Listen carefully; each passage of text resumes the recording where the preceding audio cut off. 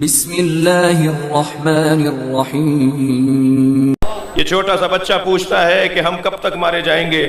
जब तक तुम्हारे घरों पे अलम लगा हुआ है मारे जाओगे। जब तक तुम अली व वलील्लाह का कलमा पढ़ोगे तुम मारे जाओगे। किसी ने जबरदस्ती तो तुम्हें अलम नहीं लगवाया। हमें समझने के लिए हमारे दुश्मनों को मेहनत करना पड़ेगी। अगर हमें समझ लें तो इनके मसले हल हो जाएं। हम दुश्मनियां मोल लेते हैं इसलिए कि दुश्मनियों के बाद अली को पुकारने में मजा आता है।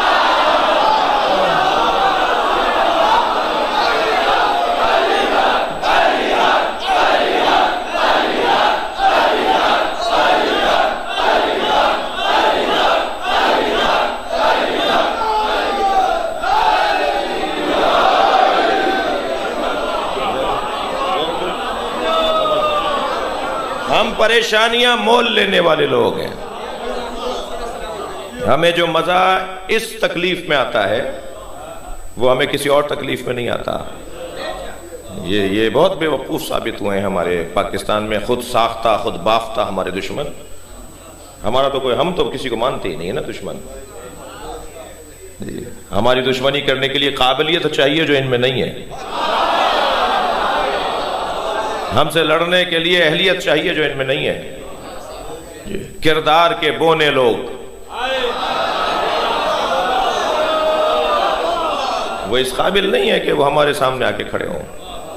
तो ये तय है कि हम परेशानियां मोल लेते हैं और अपने मयार को ऊंचा करते हैं। मैं इन कमसिन बच्चों से और जवानों से कह रहा हूं कि हर जगह खड़े नहीं हुआ करो, हर जगह नहीं जाया करो, हर एक से हाथ नहीं मिलाया करो। हमारा मयार कुछ और है। हम मज़ारों वाले लोग हैं। अभी भी एक साहिब मज़ार की कब्र पर हम मजलिस पढ़ने आए हैं। हम मज़ारों वाले लोग हैं, मज़ारों के मुखालिफ नहीं है। अगर पाकिस्तान में एक साहब कहने लगे जी कोई अल्लाह का वली फला बुजुर्ग 8, 10, 20, 50 बुजुर्गों के नाम लिए जिनके पास पाकिस्तान हिंदुस्तान में मज़ारात है। एक साहब कहने लगे, कोई मेरा नाम लेकर कहने लगे, इससे कोई पूछे कि कोई इनमें से कोई शिया था? ये जितने बुजुर्ग गुजरे हैं इनमें से कोई शिया था? शियों में कोई अल्लाह का वली होता है? मैं उन्हें जवाब देने जा रहा हूं, तुम साबित करो ये सुन्नी थे।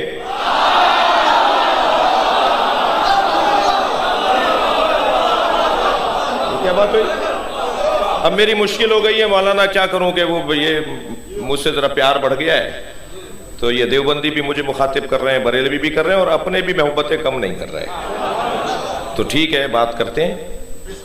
कोई साबित करे ये शहबाज कलंदर सुन्नी थे, शाह लतीफ सुन्नी थे, इमाम बरी सुन्नी थे। ये क्या सुन्नी शिया की बात कर रहे हो जी? कहने लगे साबित करो ये कोई इनमें से कोई शिया था। कायद आज़म मोहम्मद अली जिन्ना से किसी ने पूछा आप सुन्नी या शिया? तो कायद आज़म ने बेसाख्ता फरमाया मैं असरे मुस्तफ़ा का मुसलमान हूं।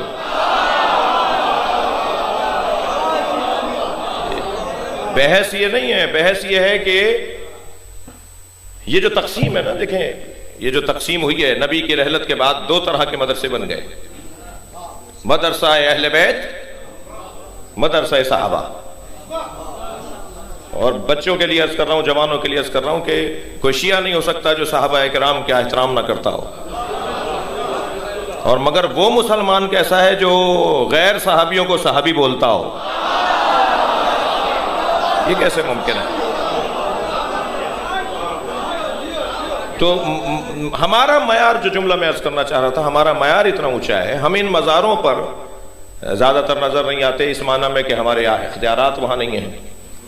तो इसका ये मतलब नहीं है मज़ारों को नहीं मानते। हमारा मयार बहुत ऊंचा है। हम जब चाहते हैं नजफ चले जाते हैं।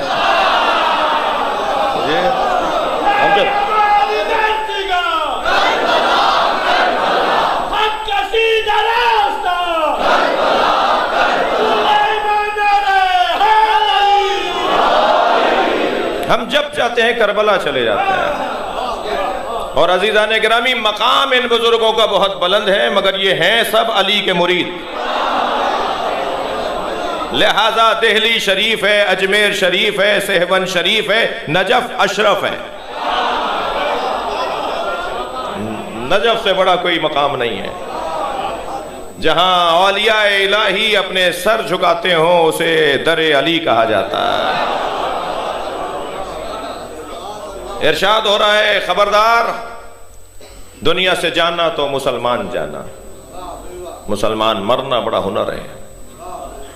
बहुत से लोगों का माजी बड़ा अच्छा था, मुस्तकबिल बर्बाद हो गया।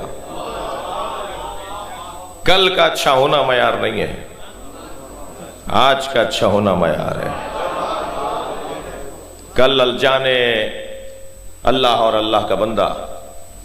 लिहाजा मैं इस बात का तालिब इल्म हूं, इस बात का कायल हूं कि गुनाहगारों से नफरत नहीं होनी चाहिए। अगर कोई गुनाहगार है, कोई खताकार है, कोई हत्ता लफ्ज कहने जा रहा हूं बदकार है, तो उसे मैं नफरत ना करूं, हम नफरत ना करें। खास तौर पर अगर वो हुसैन से बार बार मिलने आता हो, मजलिस में आके बैठता हो, तो मुझे हक नहीं है कि मैं उसे मजलिस के बाद ऐसे ही गुनाहगार मानूं जैसे मजलिस से पहले था। क्या मालूम उसका अपने मौला से राब्ता हो गया हो।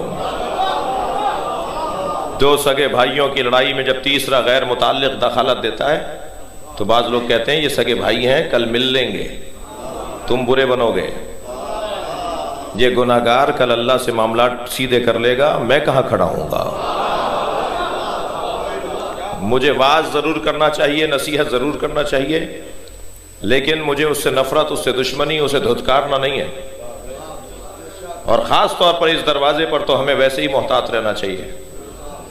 यहां पर कपड़ों की बुनियाद पर ताजीम नहीं होगी, यहां सवारियों की बुनियाद पर एहतराम नहीं होगा। क्या मालूम जिसने महंगे कपड़े पहने हुए हों वो इलाके का यजीद हो, और क्या मालूम जिसके कालर उधड़े हुए हों वो अली का मुरीद और मौलाई हो और अल्लाह का वली हो। लिहाजा दिलों के हाल का मसला है, हमें बहुत सारी चीज़ों में मोहतात रहने की ज़रूरत है। जिंदा रहना, मुसलमान जिंदा रहना बहुत मुश्किल है। कोई पूछे मासूम इमाम ने क्या फरमाया? फरमाया आखिरी ज़माने में अपना दीन बचाना इतना मुश्किल होगा कि जैसे हाथ के हथेली पर अंगारा लेके चलना। वो अंगारा हाथ में लिए जब इंसान चले तो तसव्वुर कीजिए कितना मुस्तरिब और बेचैन होगा। कदम कदम पर दीन हाथ से निकल रहा होता है जी। मेंढक तोलना कितना मुश्किल है जी। एक तराजू में रख दीजिए बाट, दूसरे तराजू में मेंढक रख दीजिए, तुल ही नहीं पाते जी, मेंढक तुल ही नहीं पाएंगे।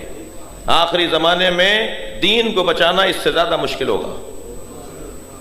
ऑफिसों में दीन हाथ से निकल रहा होगा, शाहराहों पे दीन हाथ से निकल रहा होगा, घरों में हाल खराब होगा। इंतहाई भाई, कोरोना से जितने डरे हुए हो इतना दीन के रुखसत होने से डरने की जरूरत है। ये जो वबा है ना, दीन की रुखसती और दीन हाथ से निकलने की वबा, बार बार दीन हाथ से निकलता है, इसकी वैक्सीनेशन को मजलिस अज़ा कहा जाता है।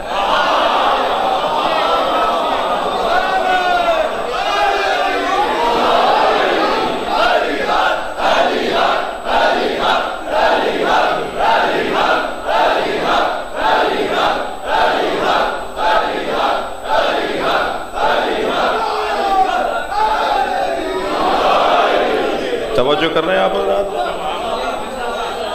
ये इस वक्त मैं और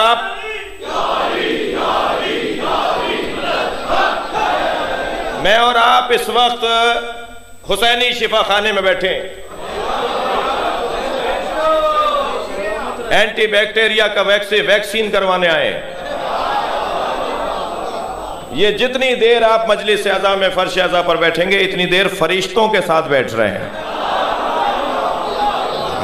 हाँ, अल्लामा मजलिसी ने बिहार में रिवायत लिखी है, जब हुसैन का जिक्र हो रहा हो, जब नबी और आले नबी का तस्करा हो रहा हो, चंद लोग जमा होकर अहले बैत का जिक्र कर रहे हो, तो अर्श इलाही के फरिश्तों को इजाजत दी जाती है कि जाओ इनके साथ जाके बैठो, तुम्हें वो लुत्फ आएगा जो अर्श पर लुत्फ लेते हो।